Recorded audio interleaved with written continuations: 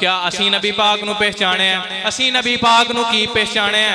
असी नबी पाक दी किन्नी की मन्नी है? की असी अज सुन्नत दे मुताबिक अमल कर रहे हैं?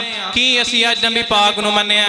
की नबी पाक दे पिछे चल रहे हैं? ते अज असी की करते हैं? अपने मुसलमान भाई नाल की सलूक करते हैं? एक दूसरे नूं तंग करते हैं, एक दूसरे दे मसले दा बायस बनते हैं एक दूसरे वास्ते।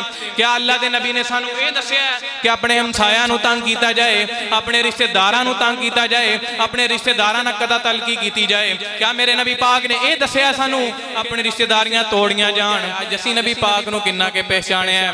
क्या नबी पाक ने सानू यह दस्सिया सी कि असी शराबां पीए?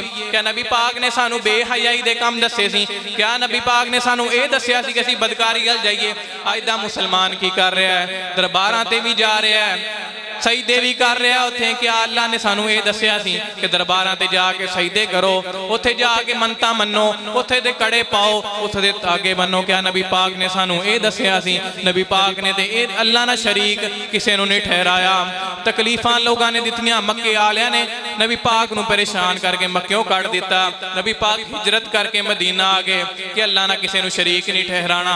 क्या अज दे मुसलमान भी ये कर रहा है? असी कड़े पाए ने, छल्ले पाए ने, धागे बन्ने ने। क्या नबी पाक ने सानू ये दस्सिया? इसलिए ते अल्लाह दा कुरान ऐलान फरमांदा है, फरमाया या अय्युहन नबिय्यु इन्ना अरसलनाका शाहिदा शाहिदन व मुबश्शिरन व नज़ीरा व दाइयन इलल्लाहि बिइज़निही व सिराजम मुनीरा।